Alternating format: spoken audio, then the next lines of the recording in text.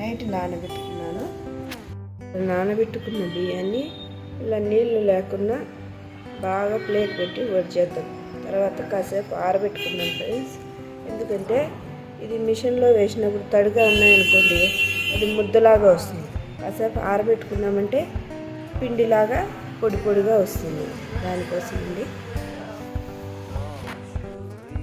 ఇలా బాగా ఆరబెట్టుకున్నాం.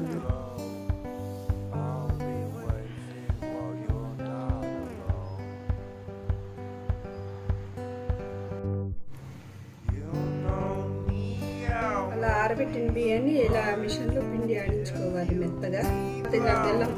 బెల్లం మెత్తగా దంచుకొని అందులో వాటర్ పోయాలి.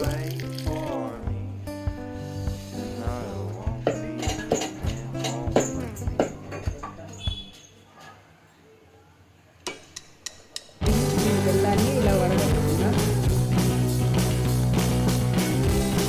అలా వడగట్టుకున్న బెల్లాన్ని మళ్ళీ పిండిగా కాచేసి పెట్టుకొని తీగపాకం వచ్చే వరకు పెట్టుకున్నాం. ఇలా తీగపాకం వచ్చే వరకు తీగపాకం వచ్చేయాలండి.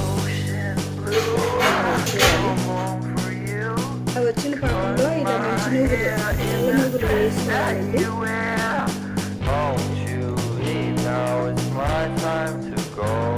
ఆ పిండి అంతా ఇలా పాకంలో వేసి పెట్టుకున్న తర్వాత అరిసెలు చేద్దాం ఫ్రెండ్స్. ఇలా కడాయిలో ఆయిల్ పోసుకోవాలి.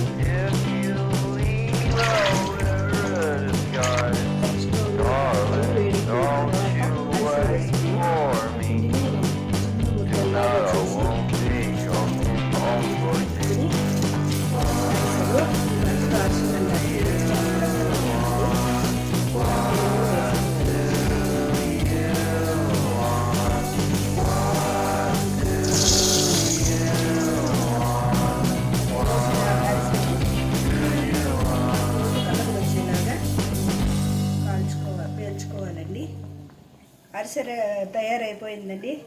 అంతే, అరిసెలు రెడీ.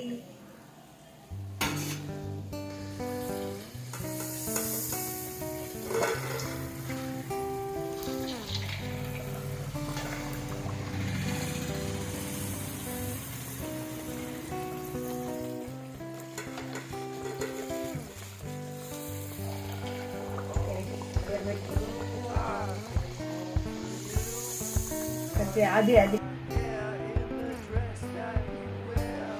వేడి వేడి అరిసెలు రెడీ అయిపోయినాయండి. కరకరలాడే వేడి వేడి అరిసెలు అంటారు, మేము అత్రాసాలు అంటామండి. ఇది ఒక సేర వేసుకున్నాము, ఓ సేరకి ఇన్ని అత్రాసాలు అయినాయండి. బాయ్ ఫ్రెండ్స్, ఇలాగే సపోర్ట్ చేస్తూ ఉండండి. ఇంకా మంచి మంచి వంటకాలు చేసి చూపిస్తానండి.